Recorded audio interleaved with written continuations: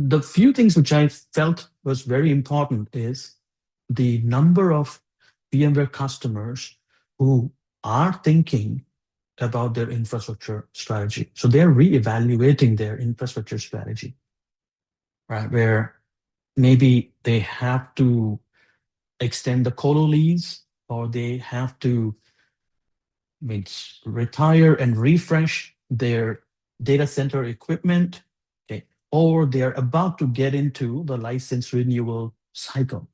So these are the trigger points. So they are thinking about it. So 60% of VMware customers is a big corporate, very big corporate. And then when you think about, okay, if you're staying with the VMware platform in a traditional data center environment, the cost increase at renewal is not some 10%, 15%. It's actually 2 times to 3 times. That's a lot of money. Okay, again. So that really forces an organization to think about it. In some cases, it became affordable for certain customers. And then this is public knowledge. When you look at the different kind of news coming from the market, you see that a lot of organizations have reported saying that, okay, the license cost has increased between 100 to 300%. Depends on the size of the deal and everything else.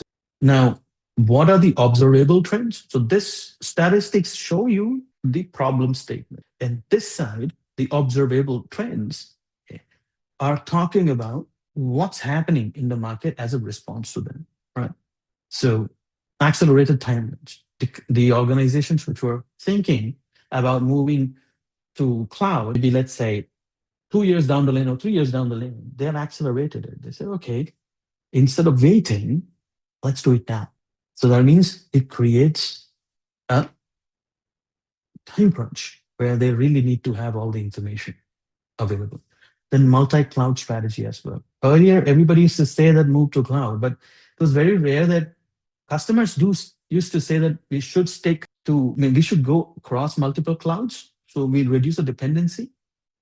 But the cloud service providers, they took some time to come up with the same understanding. Now, if you look at most of the cloud service providers, they actually acknowledge the need for multi-cloud strategies and their readiness for multi-cloud strategy. Top 3, they have solutions which can really span across different CSPs, cloud service providers. So it means both the customers and the providers, both are on the same page now. So it's actually a great time to think about that.